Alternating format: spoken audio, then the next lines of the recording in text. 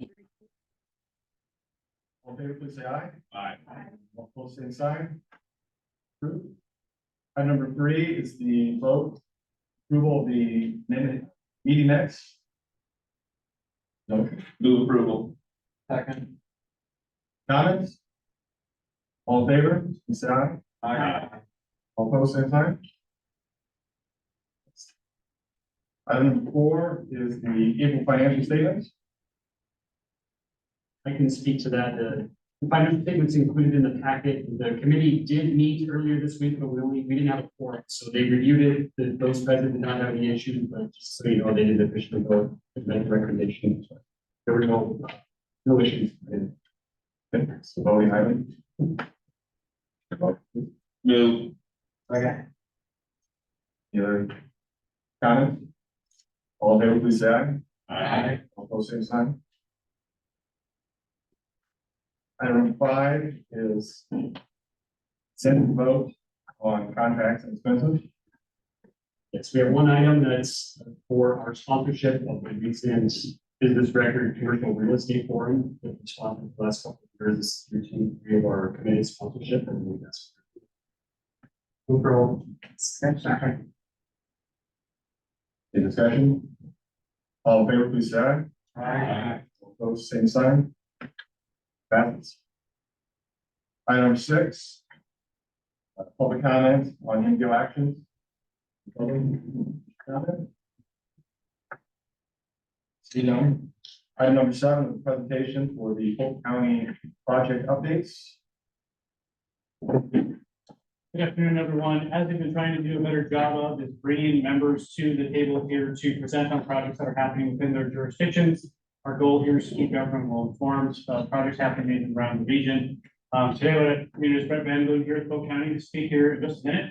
I'll leave you with a preview for next month. We'll have Jart here for our technical committee as well as for our policy committee in June. And lastly, if there are any jurisdictions or specific projects that you'd be interested in, please reach out to us. We'll try to get you on a future agenda. Thanks, Gunnar.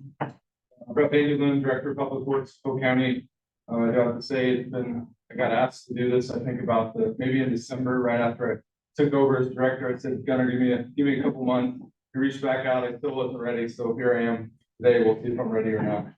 I'm going to talk about 3 specific projects today. Our Broadway Avenue project, Easton Boulevard future project, and Highway 141, 415 interchange project. Also a future project. So Broadway project, some of you are familiar with, some not. So this is the 5.5 mile corridor from Richland Firestone at Northwest 2nd all the way to Hubble, converting a rural cross section that intertwines between us and the city of Des Moines, from urban cross section, a rural cross section to an urban cross section, with the biggest piece being a railroad bridge that doesn't exist today. That's currently an at-grade crossing, trying to put the road underneath. And that's in between 14th and 22nd. So yeah, the big railroad bridge. Also, as part of this project, some firsts or some new things from Polk County. 10-foot wide trail, side trail alongside the entire, or a majority of the corridor.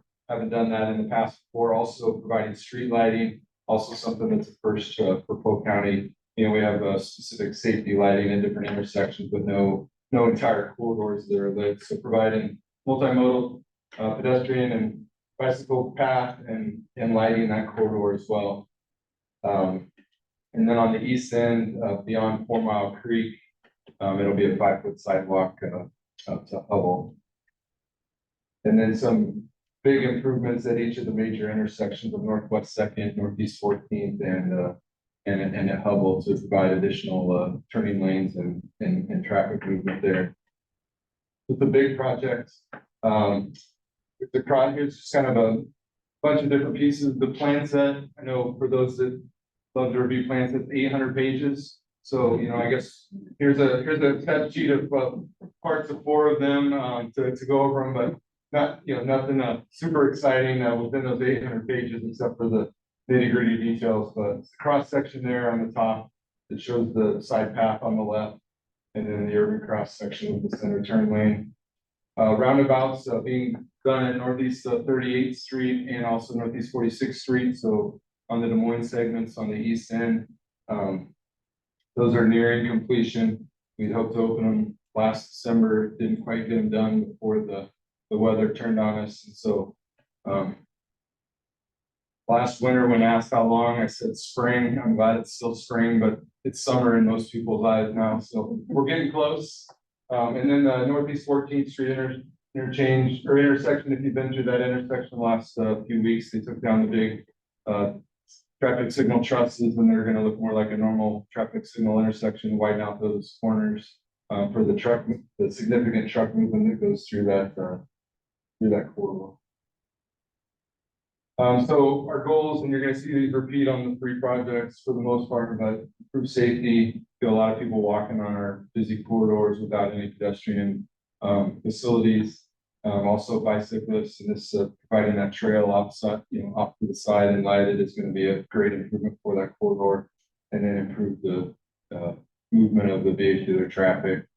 Significant industrial corridor, a lot of truck traffic, and getting that grade separation for the railroad tracks, a monumental task, but a big safety component, because that's where the tracks are offset. There's been some significant accidents, including fatalities at that area next to FPO, if you're familiar with that corridor.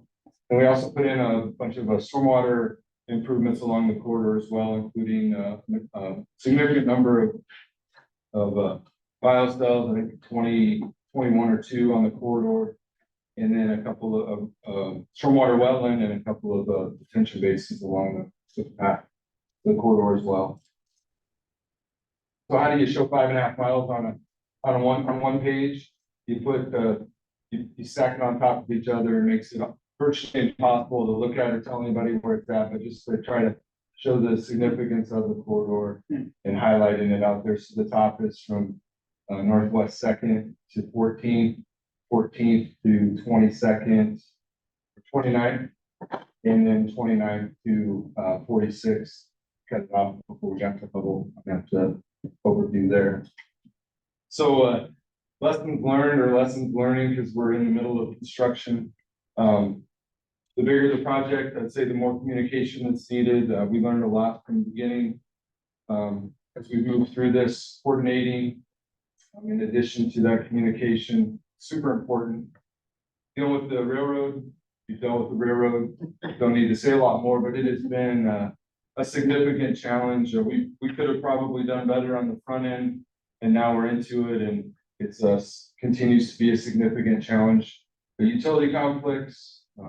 You're dealing with railroad corridors. There's utilities in the railroad corridors in addition to your road corridor, so they seem to act like the railroad when they're in the railroad corridor. So challenges there. And then getting timing, scheduling stages. We got awarded a build grant for this project in 2020. It was our third attempt, so 3rd time's a charm.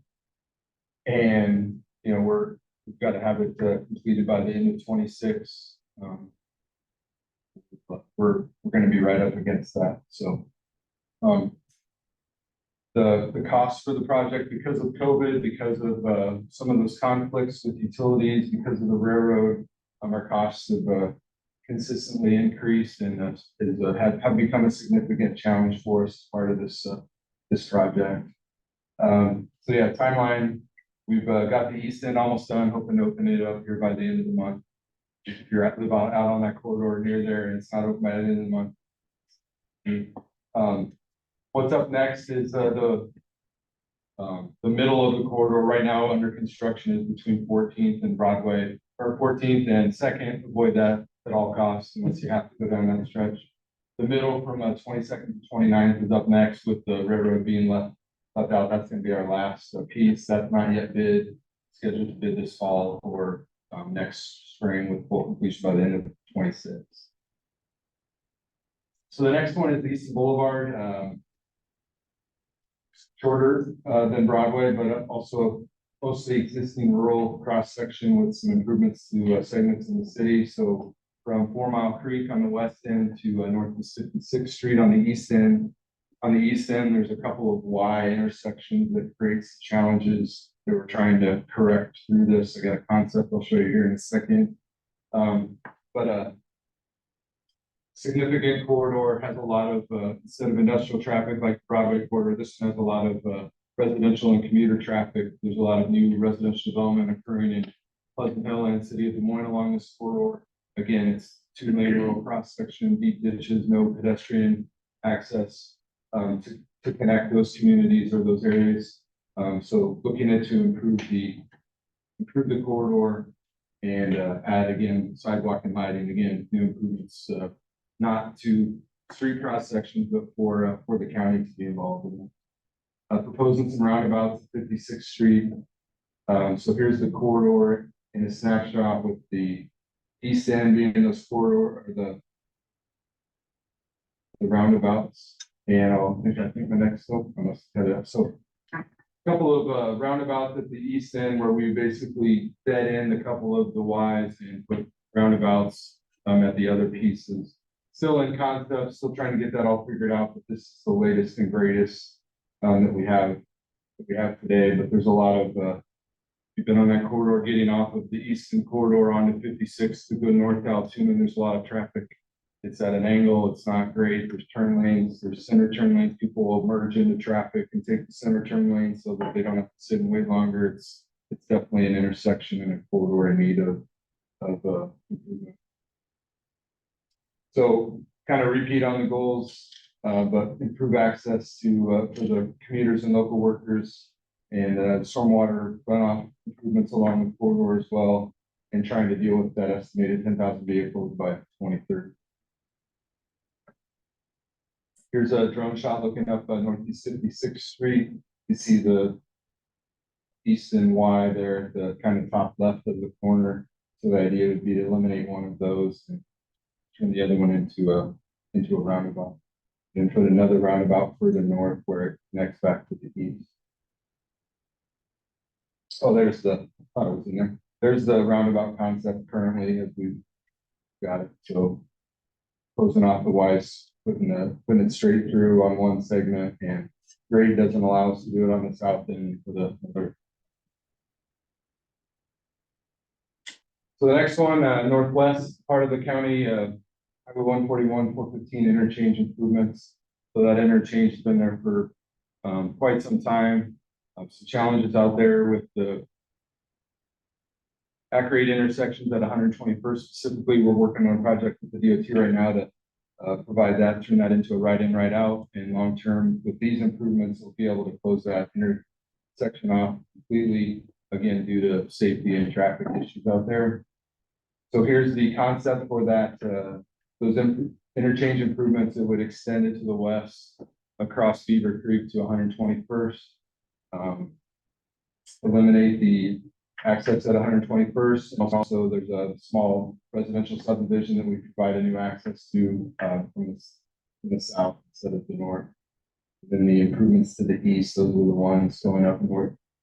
Those are the ones that are happening soon. So this we've put in here's a picture of that interchange. So the idea is that it would extend, continuing to the west there across Beaver Creek. Here's the bigger corridor. So we put in a build grant. I'm sorry, it's raised now, not build anymore. My apologies. With the city of Johnston for the improvements at 415 and 141, but also a new interchange near Towner in 141 to eliminate at-grade access and provide that grade separation, close off some of the at-grade access, funnel them to these new improvements. So this one, with those improvements, again, we get bicycle and pedestrian traffic over 141 along 415, allows for bike traffic to go between Grimes and Jester Park and Polk City and all that area to the north of Camp Dodge, and then that whole corridor has its own traffic challenges that I'm not going to jump in or say this is going to solve any of those, but it'll definitely help the safety along the corridor. Timeline for this one is depending upon the outcome of the raise grant, but hope to get that and then completion somewhere in the 2030, 2031 timeline. That's all I have for you today. Any questions or comments? Sorry.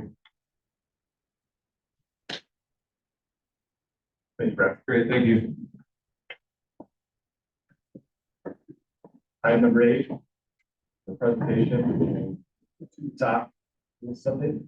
I think everyone's familiar with past calls. It's work earlier.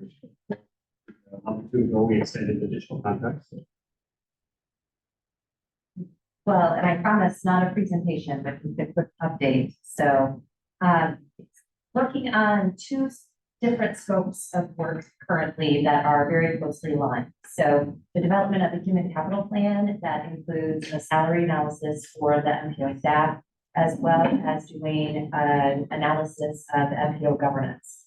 The thing that I will tell you is putting these projects together have become 2 puzzle pieces that are on the table right now, and they're about this far apart from each other. And I share that with you because there are some other puzzle pieces that these are going to align with in the future, along with strategic planning. So in working on this project, these 2 projects together, what's made this very interesting is normally you would use strategy to inform governance and analysis and human capital planning. And with this project, it's the reverse. So I am being very intentional with this work in giving you the foundation that you need in moving forward as you think about strategy, to be able to use these documents to give you that foundation moving forward. So in working on the human capital plan, we are working through research right now. Both projects are really heavy in the research phase. So looking through the evolution of the Des Moines area MPO from a standpoint of how we've grown over the last 40 years and how things have changed. So even if you think about just the last few years of how MIPA and CERTA and how those organizations have come in and evolved out of the organizations, how those skill sets have impacted the organization, a lot of things have changed. So working through those things, looking at redesigning the performance evaluation process, and getting best practice comparatives. So a lot of things happening in that work right now. That scope of work is planned to be completed by May 31st. All of the salary analysis work with that will be done by May 31st. I should have that in the qualitative or the quantitative piece, the numbers piece will be in Dylan's hands probably towards the end of next week. The plan itself will be ready for your next meeting in June by the 20th. The governance piece, again, heavy in the work, research work on that. There's work that I want to do to engage the policy committee. That's the next steps will be coming. That scope of work is planned to be completed by June 30th. But I have some work that I want to do to understand from the policy committee perspective, a SWOT analysis. So strengths, weaknesses, opportunities, and threats of where we see how we're operating. And then we can balance that against some best practices from national and regional peers. And then rethink a little bit how we want to do business. So I know that was really fast. Any questions?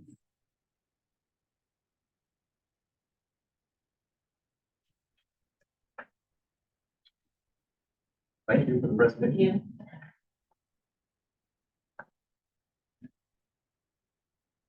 Item number 9, report about fiscal year 2025 unified planning work program budget final draft. Thank you. We have for you the budget in the work program that will start July 1st. We reviewed this in March to include the draft versions we sent to the team. They provided us comments. Those comments were very minor. So there wasn't a lot that's changed from what you saw a couple months ago to what we see today. We have to have this done by the end of the month, and then everything will take effect. So we go on to the next couple of slides. We don't need to go into these in great detail unless there's questions about this, but our work is broken up into, I think, it's 5 different tasks. So the first one is plan and studies. So these are the various, we're going to do a long range plan, we're working on fusion 435, we're going to do this, and we're going to do this. That's where that's at. You can see there what the MPO role, most of these we are leading, there's a few things we're supporting, and then if there's another what it's federally required, it's just Task 2 is data collection, so this is the data analysis, research pieces. Task 3 goes into more of the funding and programming, so we our TIPs, SGG funds, department of Task 4 is stakeholder engagements, so this is for these work with partners, public support, and Task 5 is for administration. As we look towards the budget side of this, on the next couple of pages, and I apologize, that's maybe a little small to read, but it's in the agenda packet. It's meant to this in the agenda packet too. This really didn't change from what you saw a couple of months ago. There's one number highlighted there. That was something we just found out last week. We got another $7,000 more than we thought we would in federal funds. Doesn't change the overall what we're going to be doing. It just has to balance it through the year. As far as expenses, these did not change at all. We saw the same thing here. Overall, we have a very healthy budget. We've got a $35 balance in the year. That's in addition to what we have as far as still working with the finance subcommittee. And then I will get into this a little bit too, what we're doing with that reserve funds. I mentioned it earlier, we had the finance subcommittee in that earlier this week. We took this to them. Again, it wasn't a forum, more recommendation from that group. Those that were there didn't express any issues or questions with what we presented today. So we asked for your approval. We'll get this back to DOT. The next step for us, and we have a full agreement with the DOT on the use of federal funds to fund the organization. Then everything takes effect. If there's any questions about any of this, we can get into it, but otherwise, that's Approval. Second. Additional comments, questions? All in favor, please say aye. Aye. All opposed, same sign. Item number 10 is report and optional vote on the Iowa Public Agency Investment Trust fixed term investment. Thank you. This is something else we've been discussing with the finance subcommittee. We currently have our funds, a lot of our funds in IPH. Well, those are a diversified or a flexible, diversified, very interest rate. With the projections that we have the option to move funds to fixed assets. Those range from 3 months out to 18 months or so at various interest rates. But right now, the variable interest rates just a little over 5%. Those fixed rates range from 5.33 to 5. That's what we got earlier this week. Finance subcommittee is recommending that we move some funds into those fixed rates, getting ahead of those interest rate drops. It's not something we have to do tomorrow, but it's like here in the next months. That. So what we're asking is authorization for staff to do that. So we can just make those changes when we see the time come. We don't have to wait to get the committee and plus miss those higher interest rates. Questions next time. You gotta have to give us talk about 9 months a year. So it ranges, so 3 months is that 5.23%, all the way down to 18 months, 5%. That means the range there. What the finance subcommittee is recommending is that we kind of do a mixed approach to that. So we still need to figure some of the details out, but that's. You're backing into that with cash management. Yeah. So we got in the budget you just approved, there's some things we identified, use some reserve funds. We want to make sure to keep those flexible. We can use those as the time comes. Everything else we will put in. It's just a one-time authorization or ended authorization? I think, but I guess that's actually just one time.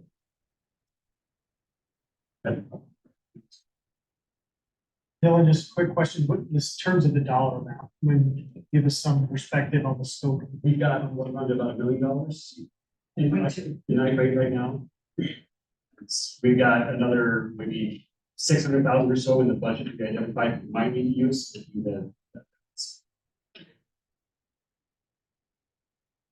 And even that 600,000, if we did that in a 3 month, because then we have access. Those are the kind of things. Yeah, I mean, I think it makes sense to do this. I do think it's good on bring it back to the finance committee in the future. Did you just make a motion? I mean, I'll move that. Second. Any further discussion? Scott?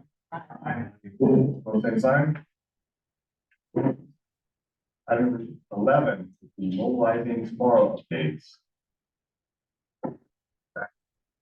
Thank you. We want to provide you guys a quick update on where we're at with Mobilizing Tomorrow.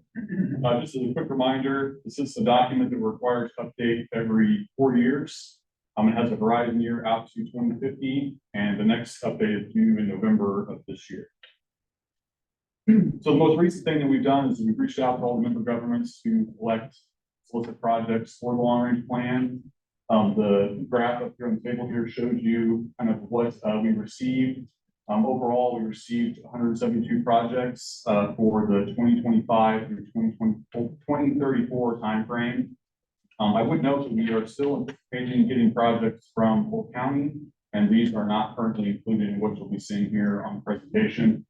But you can see the breakdown there. Most of the projects are in that major reconstruction and system capacity category, with the remainder made up from the other categories there on the screen. As far as time periods go, the projects that were submitted were split pretty much 50-50 between 2025 through 29 timeframe and the 2030 through 2030. This just kind of showed you what the various different communities have from their projects, how many projects they submitted. On average, each committee or community was submitting around 12 projects. I would note there are a few communities that you will not see on there that did not submit projects. Carlisle, Mitchellville, Polk City, Dallas County, Warren County did not submit any projects to the long range plan. So if you do have projects, you see your name on this list and you want them to be in the long range plan, please just reach out and we'll make sure to get them in there. As far as system capacity goes, this is a key piece to the long range plan. We have to make sure we have enough funding to pay for all the projects that we put in there. We use a year of expenditure and a 4% annual inflation factor. That's the recommended inflation factor from the Iowa DOT. Average project cost was around $9.6 million. And the table there, you can see the funding that we have, the project costs in year of expenditure are on there, as well as projected funding. We presented the funding back to the committee back in January, so that was approved back in January. The program projects, that's the amount that we currently have in the TIF. So a little over $153 million in the TIF. But you can see down there in the fiscal capacity, we have still, after all these projects, we've got $345 million in fiscal capacity. So plenty of capacity to handle the projects that have been submitted. Again, I'll note that we are expecting some more projects to come in, but we still feel pretty comfortable with that number and being able to have the capacity to get all those projects in the plan. One of the next steps we'll be doing is the growth scenario. The committee approved the growth scenario numbers last month with some added language in there, noting that some communities might grow more than what the MPO projections are showing, might anticipate some more growth. HDR, our modeling consultant, currently updating the transportation analysis zones shapefile. Once that file is completed, which we're expecting probably at the end of this week, early next week, we'll be able to send out a spreadsheet to each community to enter their growth into and then return that to us. Once we get that, we'll be able to incorporate that into the model and move forward with that part of the long range plan. So as far as next steps go, as I mentioned, the growth scenario is the next big step that we'll be looking at. We'll also be sending out all the projects that we received for public comment. We'll do an online map to get comments on these projects. Incorporating the submitted projects and growth, both of those things will go into the model that can be calibrated and see where we're at with the model. And then we'll be continuing to update draft chapters over the next few months and sharing those with you as they are updated. I think that is all. Z, do you want to touch on this rail study real quick? Survey? Sure. As part of the LRTP update, we will be updating a section on rate. So that was that this about on-way freight planning. So that's what is currently in mind, and people who might be interested in giving input on regional freight, please. We'll include that in the follow-up communication. And I think that's all we have for the long range plan update. Happy taking questions. Yeah. I would just say that I hope the number to get on the approach system, flood water, regional water. That's a pretty exhaustive exercise. I think when we're done here, we'll know how consistent it is with those. Yeah, we can double check, how consistent they are. I think Waterworks, to some degree, looks at our projections when they're doing theirs. They don't solely rely on the MPO projections, but I do know they have incorporated them. I part of the exhaustive.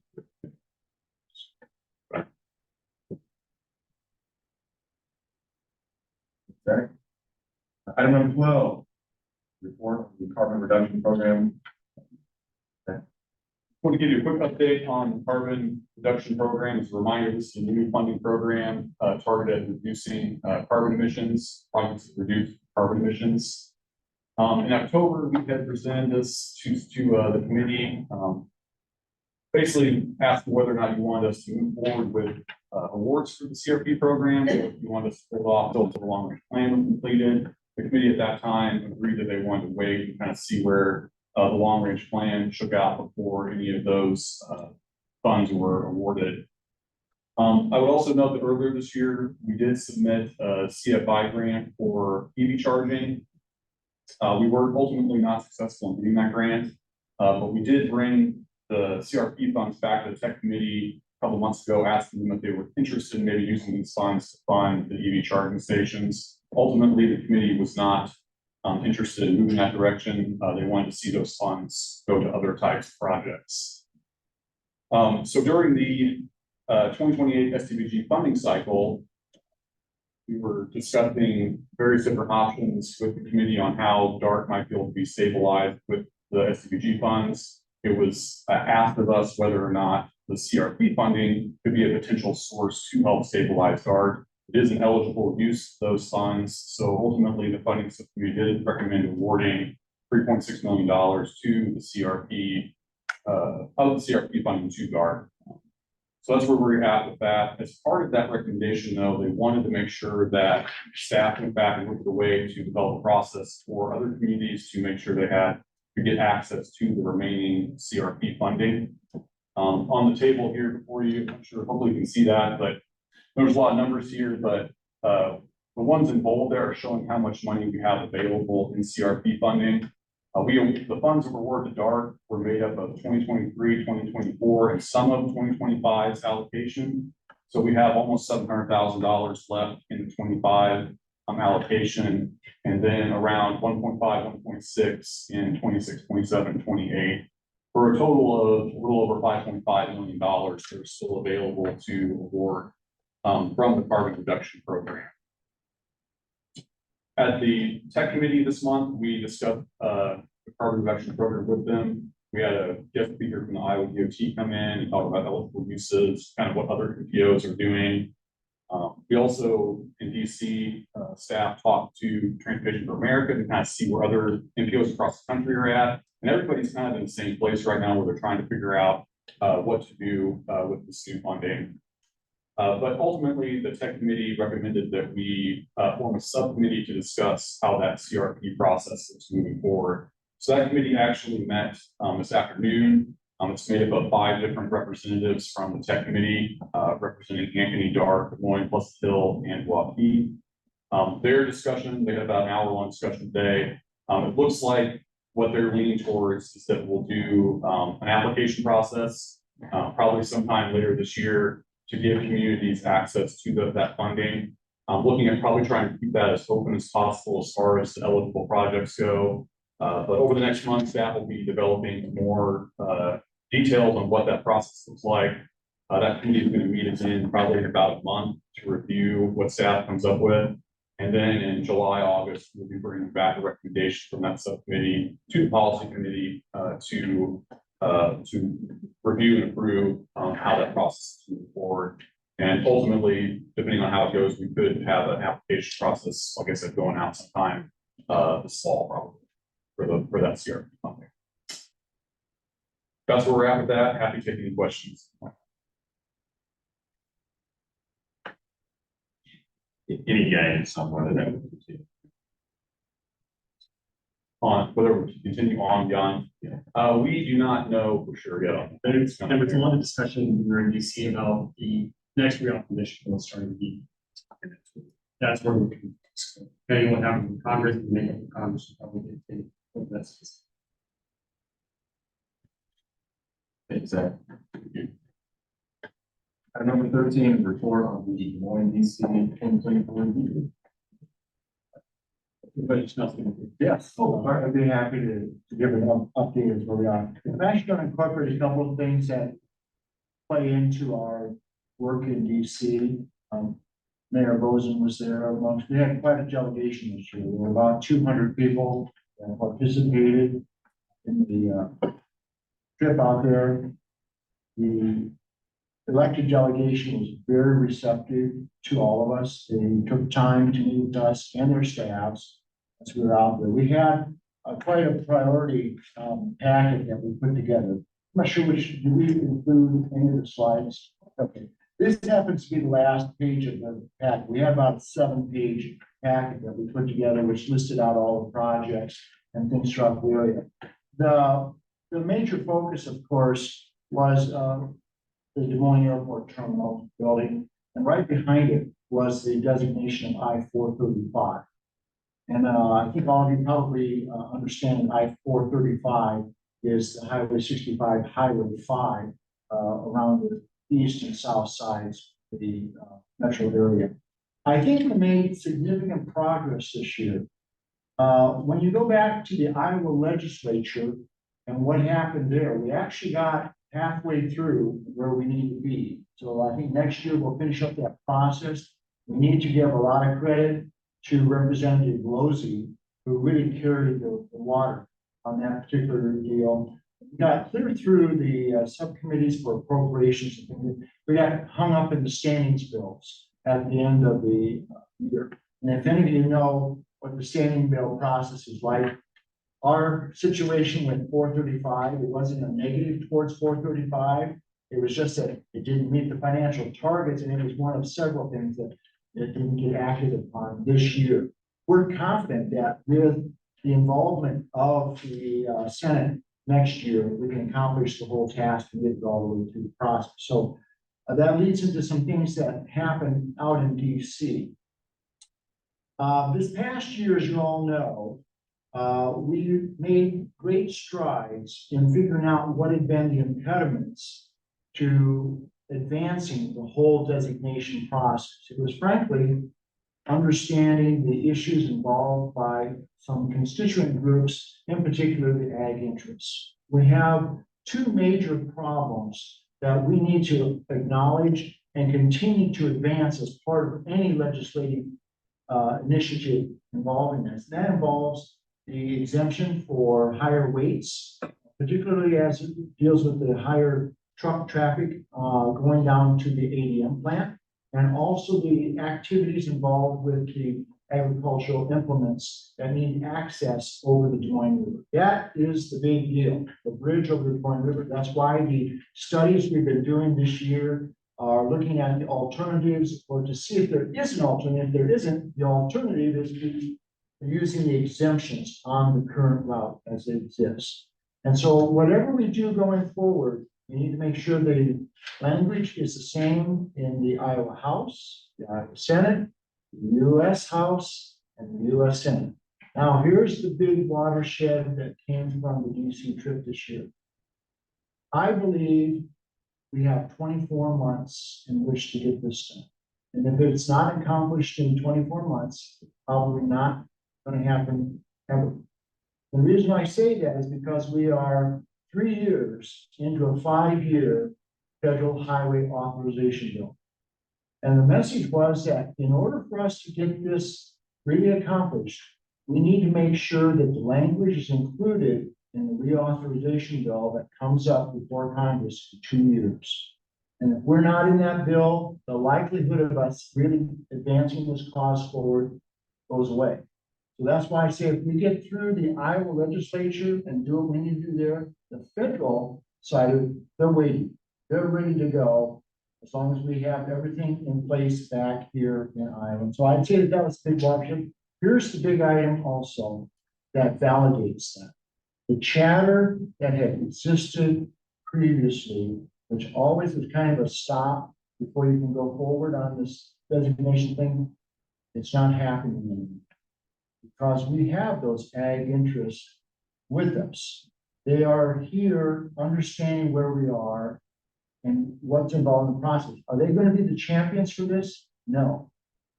But they're not going to be against us as long as we have their interests understood and included in the process. So I'd say that was the great watershed from the DC trip this year. And the fact that the federal delegation themselves said, we know things are different. We don't hear the side chatter. So politically, are we in a better position than we were before? Absolutely. We also now have a key timeline that we've identified for this to happen. A couple of the points I want to make here. Oh, there are two other projects, if you think about it from a timeline perspective, that are significant to MPO. And that is that the Southeast Connector will be physically completed, just about completed within that 2-year timeline that we're talking about as well. And the Des Moines Airport Terminal will also be coming online at the same time. Now, here's the other validation that we figured out in this whole deal. I think we've heard it before. Our friends from Pleasant Hill helped us to understand this even more. The importance of the interstate designation itself. There are projects, there are business, economic decisions that are being made. And if you aren't within 1 mile of an interstate, you're losing out. So I'm going to give you a couple of extra numbers here to show the underperformance of the metro area in 2 places. And I'm going to speak specifically to Warren County. Warren County is 82% dependent on residential property taxes to pay for all of their stuff. Why is it so hot? Because we don't have the economic diversification of that area, which is prime and has 4 interchanges on this particular route. The Des Moines Airport being one of those. Why has the Des Moines Airport area underperformed in the same time period? I believe it's anecdotally in part because we have not done one thing, the interstate designation. And I think that that's coming true as we look through the numbers here. So I think that the importance here of the designation is significant. I think that we learned that we made great strides this year. We now have a timetable in which we need to follow through on. And we also know we've got the specifics in hand as to what we need to do. And I think that we have probably the best shot to get this accomplished that we've had in decades to get this done. And so I really want to applaud the MPO staff and their engagement. I want to employ my peers who were on the trip out there and the state legislature, what they have done so far, as it all ties together in this area. There are a number of other projects that were involved here as well, but I think that that's probably the big takeaway from the DC trip this year was we made great strides with the designation. I think that's good that the MPO has stood up this year and continues to make it. So are we still at the Farm Bureau wanting a second bridge? Not necessarily. No, not necessarily. Not necessarily. The most important thing is to continue to have access across the Des Moines River. If it's in an alternate route, fine. If it's on the existing route, I think that's going to be just fine because that's what we've been doing for 15 to 20 years anyway. Sure. So I think the important thing is that we're acknowledging their need and their interests. And as long as we include those from a policy perspective into the legislative actions going forward, I believe, and I'm kind of looking forward and seeing what's going to happen. I think it'll be positive. But if we ignore those interests, it's in great peril.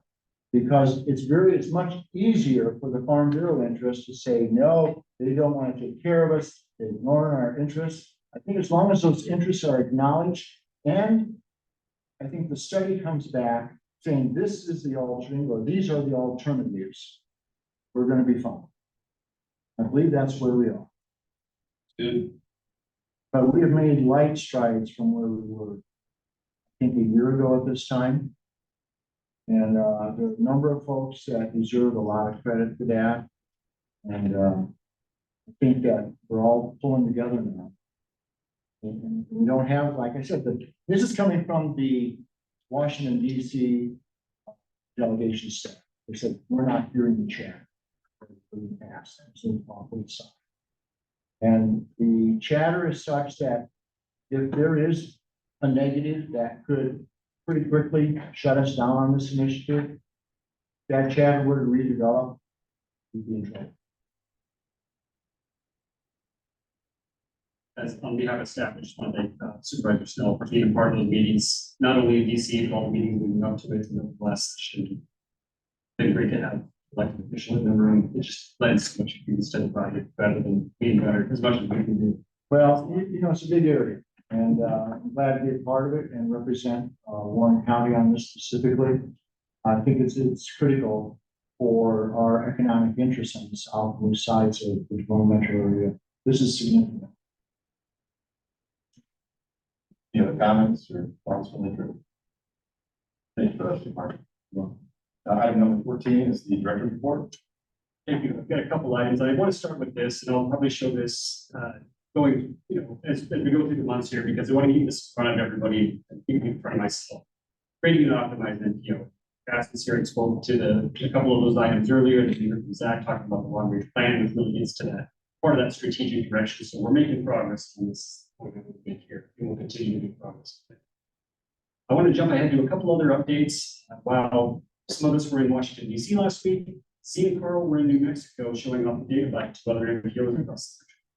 This was at an Association of MPOs conference, and all the reports were that they did a great job. And this has been and continues to be a really interesting project that a lot of people are starting to copy around the country and going around the world. So kudos to them for going down there and showing off by. Another thing, and I was going to mention this last month, but the meeting got away a little bit. I serve on the Iowa Council for Automated Transportation. And that's a council that's made up of the Iowa DOT, Iowa State University, and the University of Iowa, looking at how do we prepare for and accommodate autonomous transportation. And it was announced there that this company called Gatic, which is a kind of a middle mile company, they serve middle mile operations for freight. So they're not the Amazon delivery to your house, but they're also not the long haul trucking. They've got operations in Texas, Arkansas, and Canada right now. They're going to start operating in the Moines Metro this fall. Your team has been working with them. They will soon, if you have not heard from them already, probably be reaching out to communities. I don't know exactly where they're going to serve, I don't know which business they're going to be serving, and just show them the cost.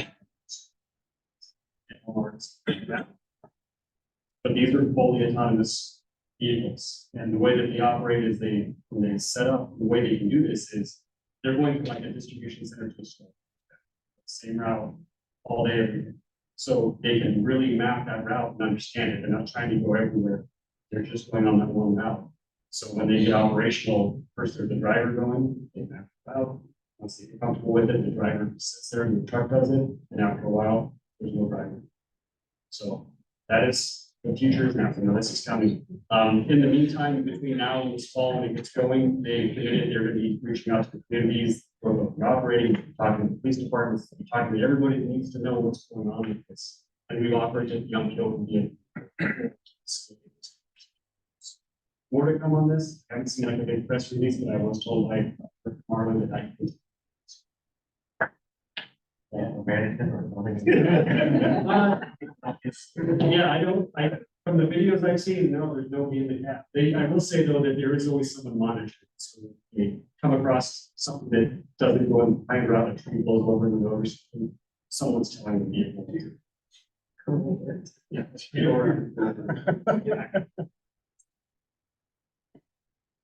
you go on to the next, I've got a couple other quick updates. We are hiring for position right now, so we might have seen a job application. We've got several several people interested in starting to do soon. We also have some more intern instructors. We'll ask Josh to stand up and this is Josh Squires. He's a University of Iowa student in the master's program of MPO Policy or Public Affairs. So he just joined us earlier this week. We've got another student starting here in a couple of weeks to do more of our data banking.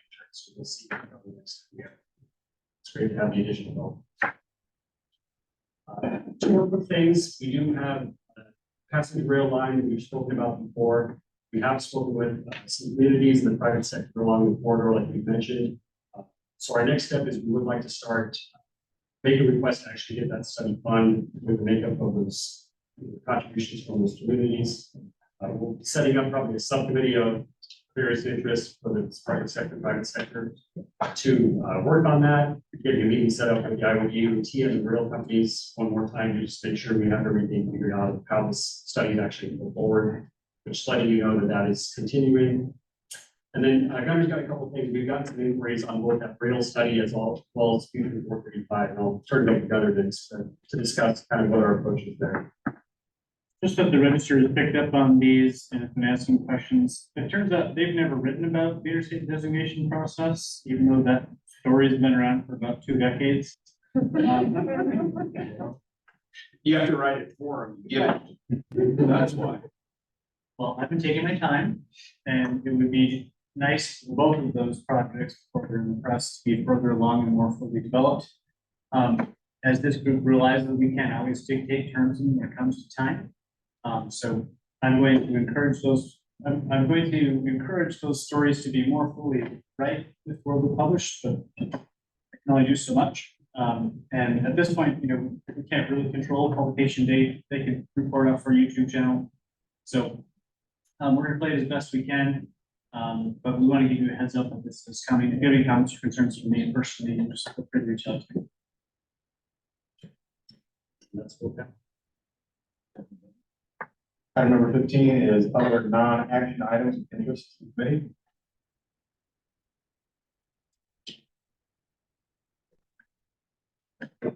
Our next meeting will be June 20th, 2024 at 4 p.m. This meeting is adjourned.